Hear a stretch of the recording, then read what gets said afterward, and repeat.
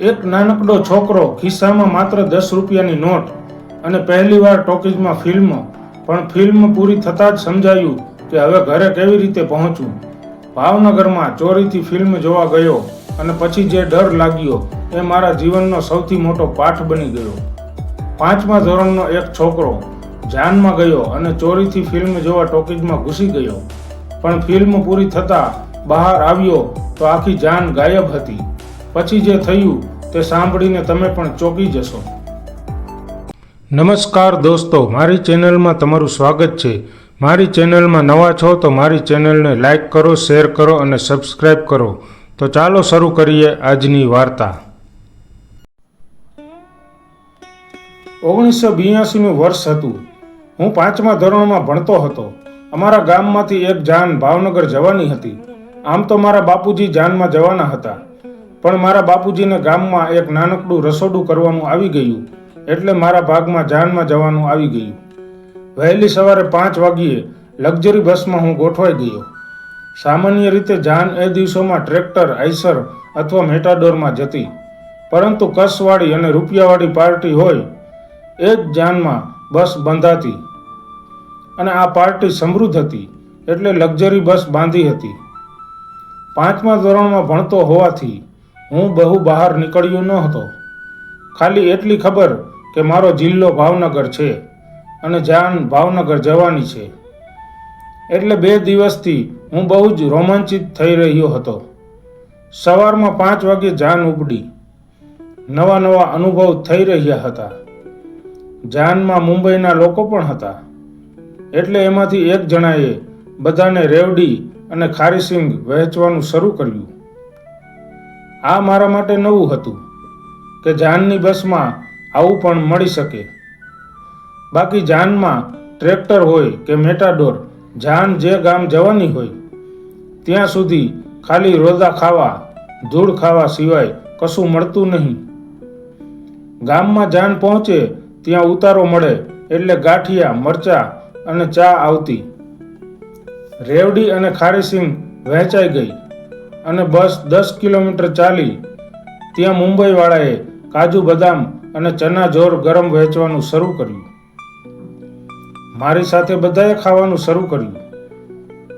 અમારા ગામમાં જે જાનમાં લગભગ 10 જણા જ હતા, એમાંથી અમુકે તો ખિસ્સા પણ ભરી લીધા. એમ કરતા કરતા 2 કલાકે ભાવનગર આવ્યું. એટલે જે છોકરાઓ બોમ્બેથી આવ્યા હતા એણે બસ સ્ટેન્ડ આવ્યું એટલે બારીમાંથી ડોકા કાઢીને એકબીજા સાથે વાતો કરી. વિપુલ, ગેલેક્સીમાં યે વાદા રહા ફિલ્મ લાગ્યું છે, આપણે જોવાનું થાય છે. મેં પણ બારીમાંથી જોયું તો બસ સ્ટેન્ડની સામે એક મોટું ફિલ્મનું બેનર હતું. એમાં યે વાદા રહા ફિલ્મની જાહેરાત હતી. કયા વિસ્તારમાં જાન આવી હતી એ મને ચોક્કસ યાદ નથી, પણ ઉતારો એક જૂની ધર્મશાળામાં હતો. ત્યાં પણ અમારું સ્વાગત થયું. ગરમા ગરમ ખજૂર દૂધ આવ્યું, ભાવનગરી ગાંઠિયા સાથે ખારી બિસ્કિટ અને કોફી પણ હતી. વચ્ચે એક મોટા હોલમાં ગાદલાની સાથે મોટા સોફા હતા. હું પહેલા બોમ્બેવાળા છોકરાઓની સાથે પાછલી લાઈનમાં બેઠો. વરઘોડો ચડ્યો, ફટાકડા ફૂટ્યા અને એક સાંકડી શેરીમાં માંડવો હતો. ત્યાંથી બધા પાછા ઉતારે આવ્યા. જમવાનું ઉતારે હતું. ઘણી બધી નવી વાનગીઓ હતી. લાડવા સાવ અલગ ટાઈપના હતા, સુગંધી હતા. બીજી પણ મીઠાઈઓ હતી જે ક્યારેય જોઈ નહોતી, અને ઊંધિયું શાક પણ પહેલીવાર ખાધું. છાશ પણ પ્લાસ્ટિકના ગ્લાસમાં પહેલીવાર જોઈ. છેલ્લે આઈસ્ક્રીમ પણ હતો. મુંબઈવાળા છોકરાઓએ જેમ તેમ જમી લીધું અને પછી એક સાંકડી ગલીમાં પાછળ એરું થયો હોય એમ ભાગતા હતા. હું પણ એમની પાછળ પાછળ લગભગ દોડ્યો. એક ગલીમાંથી બીજી ગલીમાં, ત્યાંથી ત્રીજી ગલીમાં, અને ત્યાં એક મોટી બજાર આવી, અને આગળ 4 રસ્તા અને સામે એક મોટી ટોકીઝ હતી. ત્યાં મોટા બોર્ડમાં લખ્યું હતું, યે વાદા રહા, 12 થી 3 અને 3 થી 6. જો કે મારા પિતાજીને નાનકડી દુકાન હોવાથી ત્યાં ગામમાં 3 જણાના છાપા આવતા, એટલે એ છાપામાં આવી ફિલ્મ અને ટોકીજની જાહેરાત આવતી એટલે ખબર હતી, પણ ટોકીજમાં ફિલ્મ ક્યારેય જોયેલું નહીં. ખુલ્લી ટોકીજમાં ફિલ્મ જોયા હતા, પણ આવી ટોકીજમાં નહોતા જોયા. ખાલી વાતો સાંભળી હતી કે અંદર એક મોટું મકાન કરતાં પણ મોટું ટીવી હોય અને વળી કલરિંગ ટીવી હોય.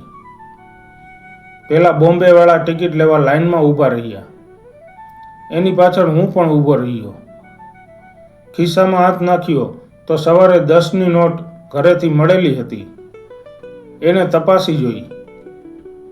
બોમ્બેવાળા બાલ્કનીની ટિકિટ લઈને અંદર ગયા અને મેં સૌથી ઓછા પૈસાની ટિકિટ લીધી.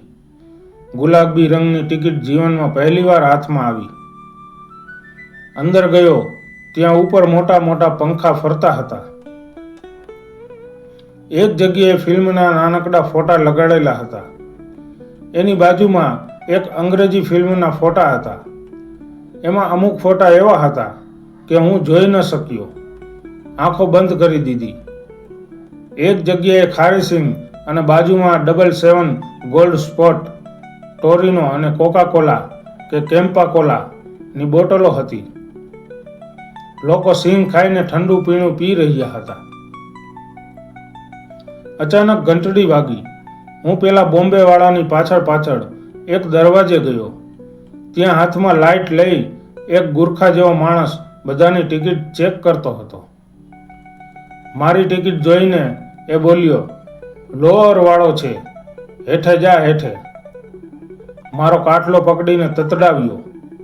હું નીચે ગયો અને ત્યાંથી અંદર માંડ સીટ જડી અને થોડી વારમાં તંદુરસ્તી કી રક્ષા કરતા હૈ લાઈફ બોય, સમ્રાટ વેફર અને સિંગ, બોબુલ ટૂથપેસ્ટ, જાનદાર સવારી, રાજદૂત, વિકો વર્જયંતી, પિરામિડ ટીવી એવી બધી જાહેરાતો આવવા લાગી. અને પછી પડ્યા નંબરિયા અને પછી હીરો આવ્યો એટલે બધાએ તાળીઓ પાડી એટલે મેં પણ પાડી. ફિલ્મમાં મજા આવી. 2 પ્રેમી પંખીડા હોય. આજે પણ ઘરવાળા ના પાડે છે એમ એ વખતે પણ ના પાડેલી. એમાં એક અકસ્માત થાય. હિરોઈનને પ્લાસ્ટિક સર્જરી કરવામાં આવે એટલે એનો ચહેરો ફરી જાય. હીરો ભાનમાં આવે એટલે એને કહેવામાં આવે કે તું जिसको प्यार करता था वो बहुत दूर चली गई है, कभी वापस नहीं आएगी. હીરો રડવા લાગ્યો. એની સાથે હું પણ રડવા લાગ્યો. મને એમ થયું કે હીરો હવે સાધુ બની જશે, પણ 10 જ મિનિટમાં હીરો બીજે પરણી ગયો. પછી એની જૂની પ્રેમિકા જે જીવતી હતી પણ ચહેરો ફરી ગયો હતો એ એને મળે છે. એ ગીત ગાય છે અને હીરોને જૂની પ્રેમિકા યાદ આવે છે. હિન્દી ફિલ્મમાં એ શીખવા જેવું છે કે પરિસ્થિતિ ગમે તેવી હોય પણ એને ગાતા પણ આવડે અને નાચતા પણ આવડે. વળી એકલા કોઈ દિવસ નાચે નહીં. જેવું સંગીત વાગે કે ઘણા બધા દીકરા દીકરીઓ આવી નાચવા લાગે. ફિલ્મ પ્રવાહમાં હું એટલો બધો ખેંચાઈ ગયો કે સ્થળ, કાળ અને સમયનું ભાન ભૂલી ગયો હતો. સૌથી છેલ્લે હું બહાર નીકળ્યો. આમ તેમ નજર ફેરવી બોમ્બેવાળા છોકરા દેખાયા નહીં. એટલે હું જ્યાં અમારો ઉતારો હતો ત્યાં ગલીઓ વટાવતા ગયો જે જૂની ધર્મશાળા હતી. ત્યાં બહાર ગરમા ગરમ દૂધના ગ્લાસ પીતા હતા. ત્યાં જઈને મેં ગ્લાસ ઉઠાવ્યો અને પી ગયા પછી પૂછ્યું કે જાનવાળા ક્યાં છે? એ લોકો હમણાં જ ગયા, ભાવનગરની બહાર નહીં નીકળ્યા હોય.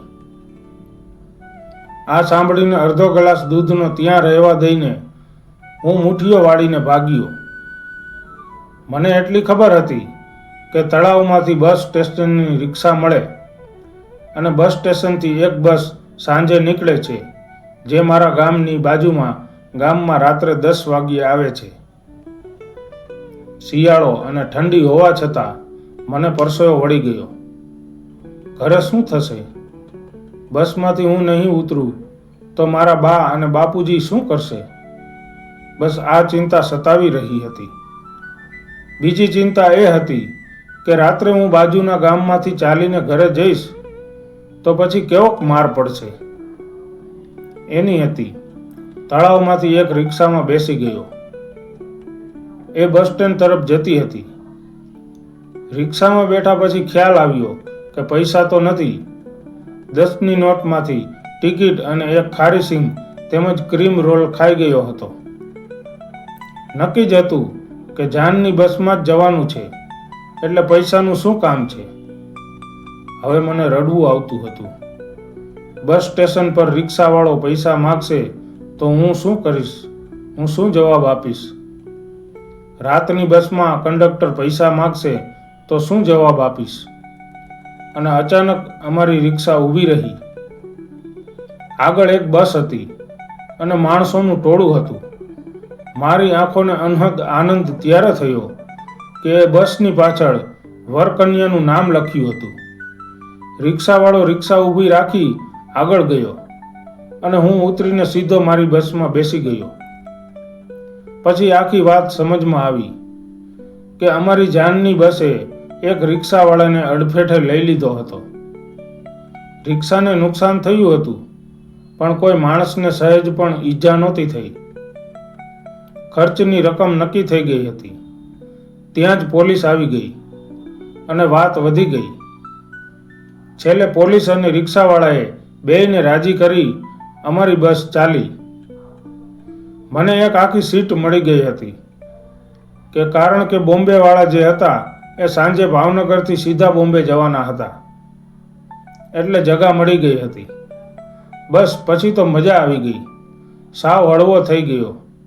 સવારની વધેલી સિંગ, રેવડી, બિસ્કિટ અને સૂકો મેવો પાછો બસમાં વહેંચવામાં આવ્યો. બધાએ દોથા ભરીને ભરીને ખાધો. સાંજે બસ અમારા ગામમાં પહોંચી. ઘરે ગયો. મને જે અનુભવ થયો એ મેં કોઈને કીધો પણ નથી. આ તો રિક્ષા ભટકાણી એટલે બધું કવર થઈ ગયું. બાકી મારો ખાખરો ખારી જાત. એ વાત પાકી હતી.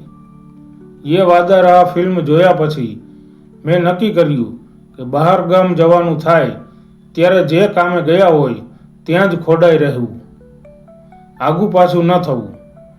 અને ત્યારથી અબ તક યે વાદા રહા નિભા રહા હું. આવી પ્રેરણાત્મક વાર્તા માટે અમારી સાથે જોડાયેલા રહો. આ વિડીયો તમને ગમ્યો હોય તો મારી ચેનલને લાઈક કરો, શેર કરો અને સબસ્ક્રાઈબ કરો.